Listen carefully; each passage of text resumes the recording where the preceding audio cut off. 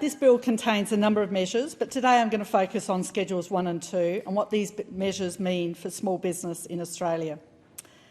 The Albanese government knows that small businesses are the lifeblood of our economy and our communities, and our budget invests in the security and certainty they need to thrive. There are approximately 86,000 small businesses in South Australia, and of course they provide important goods and services to the community and to other businesses across all sectors of the economy. 97% of businesses in Australia meet the category of small business, and small business is a major employer. For those businesses defined as small by the ATO, that's employing 19 or fewer employees, they collectively employ over 5 million people across the country, and this accounts for about 42% of the workforce. Small business also employs about a third of young Australians and about 40% of apprentices, so it's a really important part of our economy. A thriving small business sector is a thriving economy, and that can only benefit all Australians, either through their employment or through the goods and services available to them. I've had the pleasure of visiting many small businesses in my electorate, both as a customer and more recently as their local MP, from food businesses like award-winning Kyton's Bakery and Adelaide Institution, and the many fantastic restaurants across Boothby, wineries like Treasury wines, retail shops, wholesalers, manufacturers, health businesses, through to high-tech modern manufacturing, including recently Infinitus Aero, which is making electric aeroplanes. I wasn't brave enough to go up yet. Electronic manufacturers Red Arc and Microx, which makes equipment for stroke ambulances and portable X-rays, some of which have been sent to the Ukraine. Each of these businesses is driven by passion and expertise and the entrepreneurial spirit, and each is committed to contributing to their local community. But small business has been doing it tough over the past decade. When I spoke to small businesses during the campaign for the 2022 election, they talked to me about the rising costs of doing business. They talked to me about the skills shortage across all sectors of the economy. They talked to me about the increase in red tape that stood in the way of them doing business and growing their businesses. And they told me that for all of the rhetoric they heard from the former government, the former Liberal National Party government, for all that they were told that the Liberal National Party government supported small business, that was not what they experienced on the ground.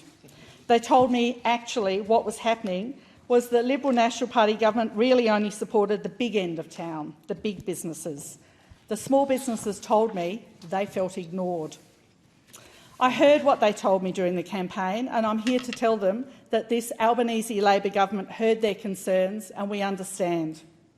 This government is making a number of changes to provide an environment where small businesses can grow and thrive, and this bill provides some more support for small businesses, and I welcome them. And so to the bill. Schedule 1 to the bill increases the instant asset write-off threshold to $20,000 until 30th of June 2024 to improve cash flow and reduce compliance costs for small businesses. The $20,000 instant asset write-off was announced in the 2023-24 budget, and small businesses with an aggregated annual turnover of less than $10 million will be able to immediately deduct eligible assets costing less than $20,000 from the 1st of July 23 until the 30th of June 24. Importantly, the $20,000 instant asset write-off will apply on a per-asset basis, so small businesses can write off multiple assets instantly. Assets costing more than $20,000 or more can continue to be placed in the small business simplified depreciation pool and be depreciated at 15% in the first income year and 30% in income year thereafter. And the $20,000 instant asset write-off will provide cash flow support and simplification benefits for up to 3.8 million small businesses.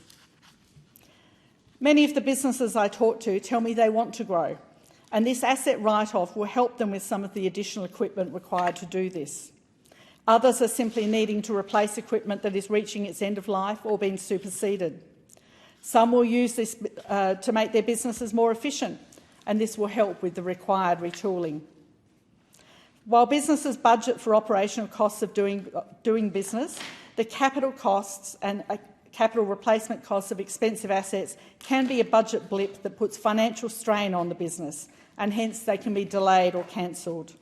Enabling the instant asset write-off will free up cash flow so that businesses can invest to be more efficient, to grow, or simply to change to meet a changing market. This government is committed to ensuring that small businesses have every opportunity to thrive and grow, and this instant asset write-off is an option that I'm sure will be very welcome. The second schedule is the Small Business Energy Incentive. So this helps small to medium businesses electrify and therefore save on their energy bills. We know that energy bills have been rising over the past decade, a decade when we should have been transitioning to renewables, the cheapest form of power, instead of remaining reliant on fossil fuels and being exposed to international energy market prices.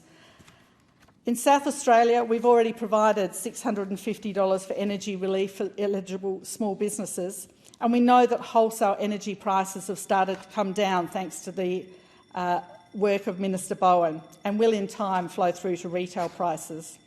But many businesses, many entrepreneurs, want to be the masters of their own destiny in this area as well. They want to participate in the transition to cheaper renewable energy, and they want to cut their carbon emissions. And so Schedule 2 in this bill, the Small Business Energy Incentive, will enable businesses to invest in electrifying heating and cooling systems, invest in more efficient appliances, and to participate in the energy transition through installing batteries and heat pumps. And these assets will enable businesses to minimise their power bills through more efficient energy use, both now and into the future. And they'll also be able to cut their carbon emissions, something that many of them are passionate about and increasingly many of their customers and consumers are interested in. Assets like batteries also have additional benefits in enabling businesses to be blackout-proof. So when a local blackout occurs, such as we see time to time from storms and damage to local power infrastructure, the battery continues to provide power and protect valuable assets such as those that require refrigeration. And so to the detail. Businesses with aggregated annual turnover of less than $50 million will have access to a bonus 20% tax deduction for eligible assets supporting electrification and more efficient energy use from the 1st of July 23 until the 30th of June 24. Up to $100,000 of total expenditure will be eligible for the incentive, and the maximum bonus tax deduction being $20,000. A broad range of depreciating assets, as well as upgrades to existing assets, will be eligible, and it will help small businesses make investments like electrifying heating and cooling, upgrading to more efficient fridges and induction cooktops, and installing batteries and heat pumps. Tradies, manufacturers, restaurants, hairdressers, real estate agents and other small businesses are the backbone of the communities across Australia, and this incentive helps ensure businesses share in the benefits and opportunities of the energy transition that's now finally underway. It will support investments that deliver ongoing power bill savings for businesses, while at the same time helping Australia lower emissions. Up to 3.8 million small and medium businesses will be eligible to access the Small Business Energy Incentive and the benefits it provides. Deputy Speaker, small business is a vital part of the economy, a vital part of the employment market and a vital part of the community, and it provides so many goods and services that make our way of life here in Australia. We thank them for their part in all of this and for their part in growing the economy. The Albanese Labor government is committed to providing an environment where small businesses can grow and thrive, and this bill provides two such measures which I'm sure will be welcomed by the sector. Thank you.